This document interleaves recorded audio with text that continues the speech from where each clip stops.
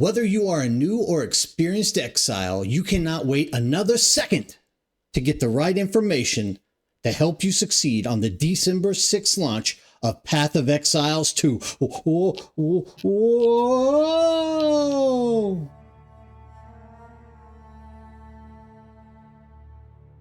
There are going to be many changes which are going to shift the way that we view and play our favorite game.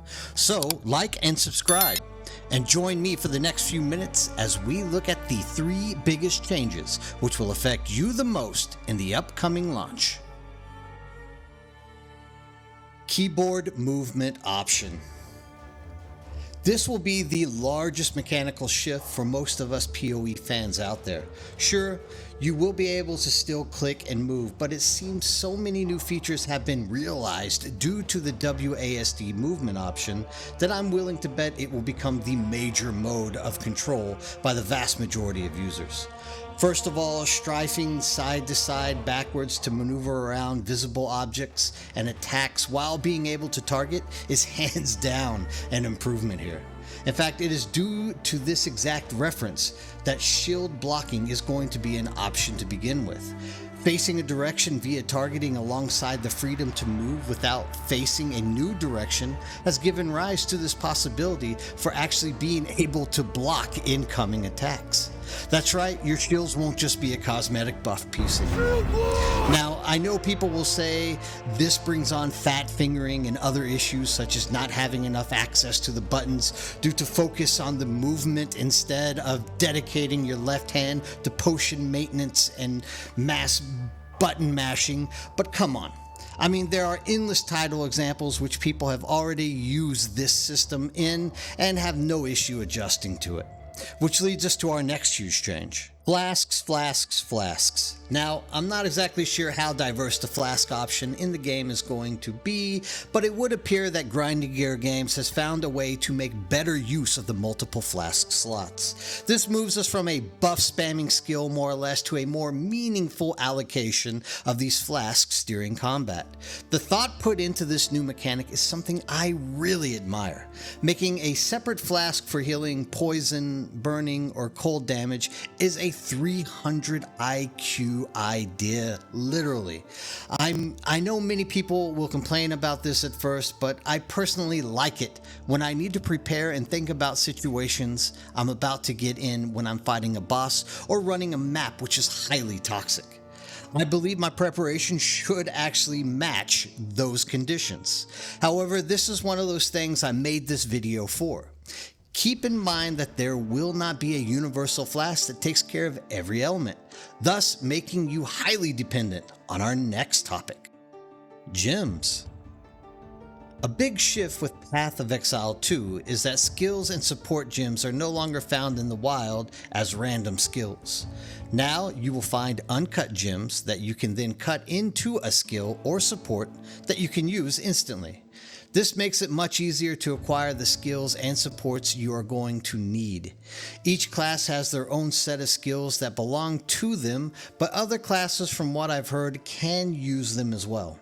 Another unique part about uncut gems is that when they drop, it will be at your current level.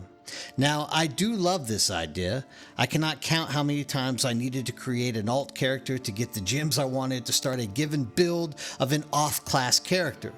So I'm not too sure if this fixed it though, because now you will need to grind to max level to craft the gem to make it for your alt at a max power, I guess?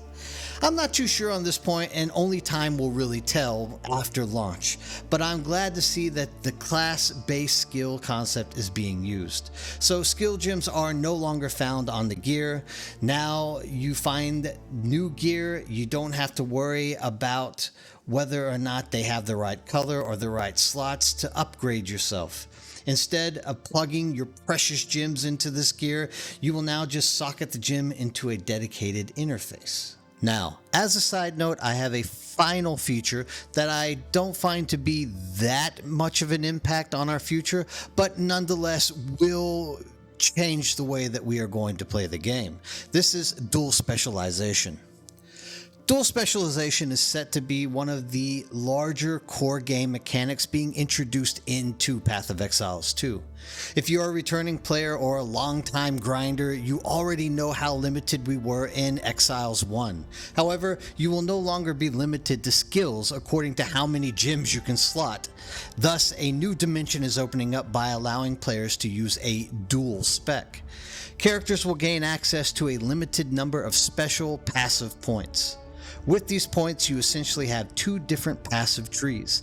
It appears that each weapon, being two, allow for different loadouts or skills. I know people did this in Path of Exile 1, but it will not be anything like this. How well this works is a discussion we will have to carry out in the future. Just keep in mind your damage possibilities are increasing. Now, I know there are other interesting changes that are being introduced. However, I really feel these four will have the largest impact on the gaming community as a whole.